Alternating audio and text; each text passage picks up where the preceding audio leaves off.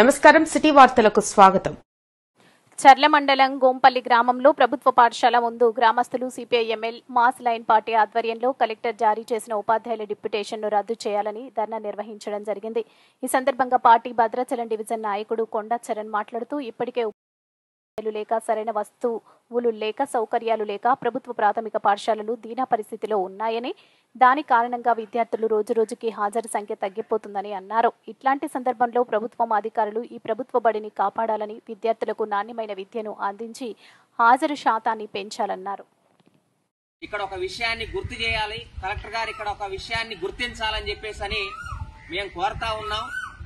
ఈరోజు ప్రాథమిక పాఠశాలలో చదువు గాని వస్తువులు గాని తీవ్రంగా కొరత ఉన్నటువంటి పరిస్థితి ఉంది.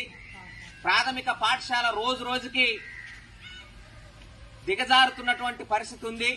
ప్రాథమిక పాఠశాలల్లో విద్యార్థులు రోజు రోజుకి గణనీయంగా వాళ్ళ సంఖ్య తగ్గుతా ఉంది. దీనికి కారణం ఏంటంటే మేము ఖచ్చితంగా పకడ్బందీగా చెప్పగలం, ప్రభుత్వ ప్రాథమిక పాఠశాలల్లో ఉపాధ్యాయుల కొరత కారణంగానే ఇవాళ ప్రభుత్వ బడులలో ప్రాథమిక బడులలో విద్యార్థుల సంఖ్య గణనీయంగా తగ్గుతుంది. వస్తువులు లేని కారణంగా గణనీయంగా తగ్గుతుంది. రాను రాను ఈ ప్రభుత్వ పాఠశాలలు ఉంటాయా లేవా ఏందా అనేటువంటి పరిస్థితి కూడా నెలకొన్నది.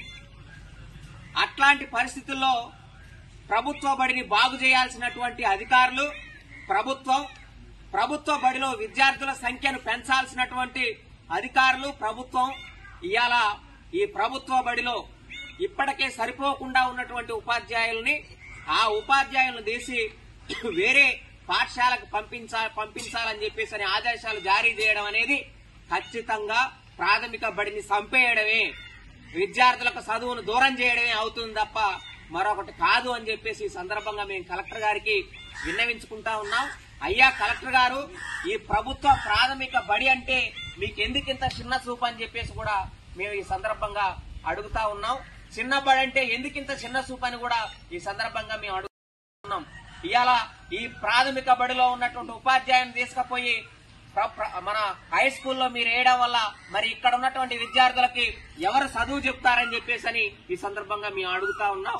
ఇవాళ ఈ పిల్లల్ని ఆ విధంగా మీరు ఉపాధ్యాయులు లేకుండా చేస్తే ఈ పిల్లలందరూ కూడా చదువుకు దూరం అవుతారు. మా పిల్లలు SC, ST, BC, MBC, minority పేద పిల్లలే ఈ ప్రభుత్వ బడిలో చదువుతా ఉన్నారు. ఆ కాస్త చదువును కూడా ఇవాళ మా పిల్లలకు దూరం చేయాలనేటువంటి అంశం ఇందులో దాగి ఉంది. దీన్ని మేము తీవ్రంగా ఖండిస్తా ఉన్నాం.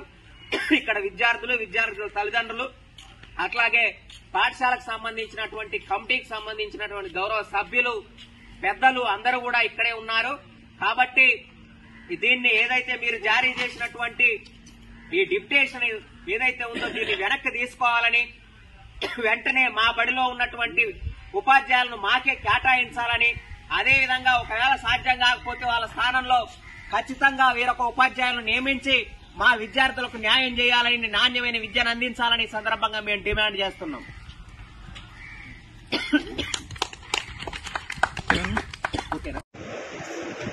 ఒక 26 సంవత్సరాల నుంచి ఆటో యూనియన్ నిర్మాణం చేసి auto union IFT auto union నడిపిస్తున్నాం.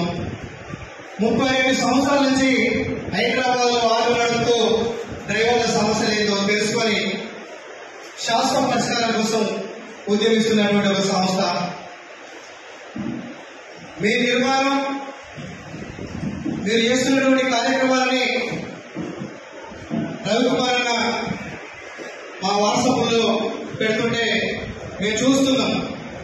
మీ కార్యక్రమాలని, మీ నిర్మాణాన్ని మొత్తాన్ని కూడా మేము అబ్జర్వేషన్ చేస్తూనే ఉన్నాం.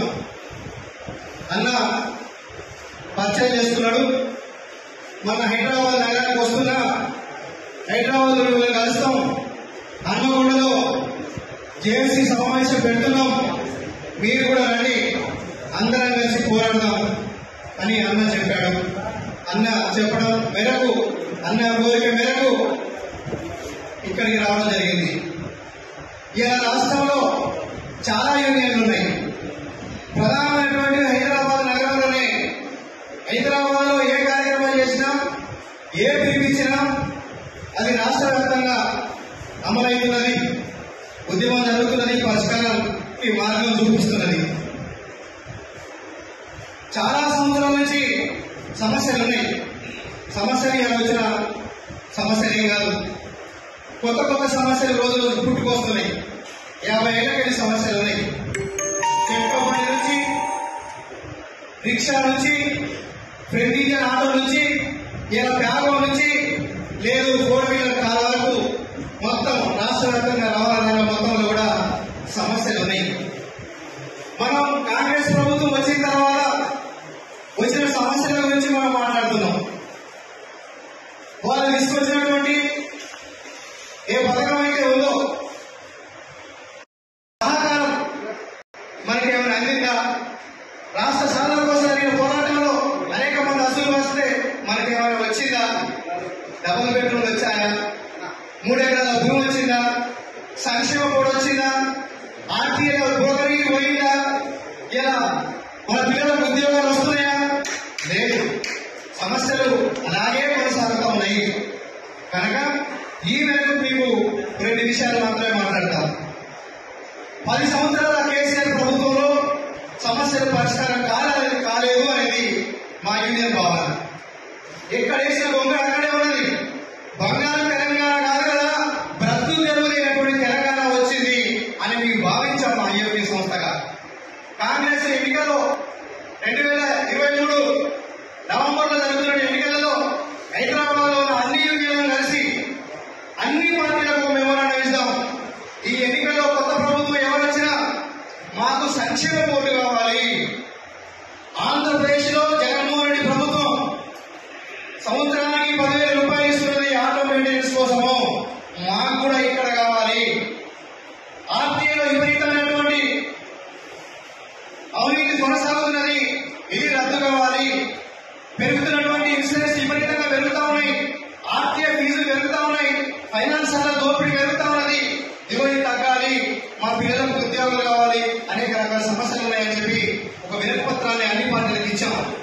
కేసీఆర్ పార్టీకి కూడా ఇచ్చాం, బీజేపీ పార్టీకి ఇచ్చాం, కాంగ్రెస్ పార్టీకి ఇచ్చాం. మేనిఫెస్టోలో పెట్టమని చెప్పాం. ఏంటది? సంక్షేమ బోర్డు మాకు కావాలి. ఇలా భవన నిర్మాణ కార్మికులకు ఎంత సంక్షేమ బోర్డు ఉందో అటువంటి ఒక సంక్షేమ బోర్డు మాకు కావాలి. మీరు ఇస్తే చెప్పండి, మీరు ఓట్లు ఇస్తాం, లేకపోతే లేదు.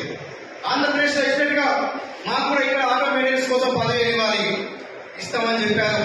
వాళ్ళ మేనిఫెస్టోలో పెట్టారు, ఎన్నికలకు పోయారు. కాంగ్రెస్ పార్టీ గెలిచింది. గెలిచిన తర్వాత మహాలక్ష్మి పథకం వచ్చింది, ఇలా దెబ్బతిన్నది. సరే, దాని మీద జనవరి 18వ తేదీన రాష్ట్ర సెక్రటరియట్ లో రవాణా శాఖ మంత్రి పొన్నం ప్రభాకర్ సమక్షంలో జనవరి 18వ తారీఖున చర్చ జరిగింది. ఆ చర్చలలో 15 సంఘాలకు మాత్రమే ఆహ్వానం ఉన్నది. మిగతా సంఘాలకు రానివ్వలే, చిన్న చిన్న సంఘాలు ఎవరు రానివ్వలే. ప్రధానంగా టీఆర్ఎస్ పార్టీకి సంబంధించిన టీఆర్ఎస్ కేవీ కానీ దానికి సంబంధించినటువంటి కొన్ని చిన్న చిన్న సంఘాలు ఉన్నాయో వాళ్ళని ఎవరిని కూడా రానివ్వలేదు. వాళ్ళని రానివ్వం, వాళ్ళతో చర్చ చేయమని చెప్పి వాళ్ళని బయటకు వెళ్ళారు. తిరిగి మా 15 సంఘాలతో చర్చలు జరిగాయి, సానుకూలంగా జరిగాయి. జనవరి 26వ తారీఖు నాడు జెండా ఎగరేసిన తర్వాత 2వ పిలుస్తాం.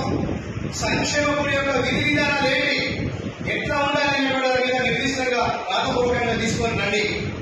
అసలు రాష్ట్రంలో ఎన్ని ఆటో సంఘాలు ఉన్నాయని అడిగితే హైదరాబాద్ లో 45 సంఘాలు ఉన్నాయి. 45 సంఘాలు 45 మెమోరాండాలు తీసుకొస్తే చదవడం కష్టం అవుతుంది.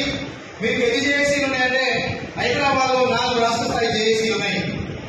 మరి 4 జేఏసీలుగా మీరు మీ అభిప్రాయాలు తీసుకుని రండి. మనం కూర్చుందాం, మాట్లాడదాం.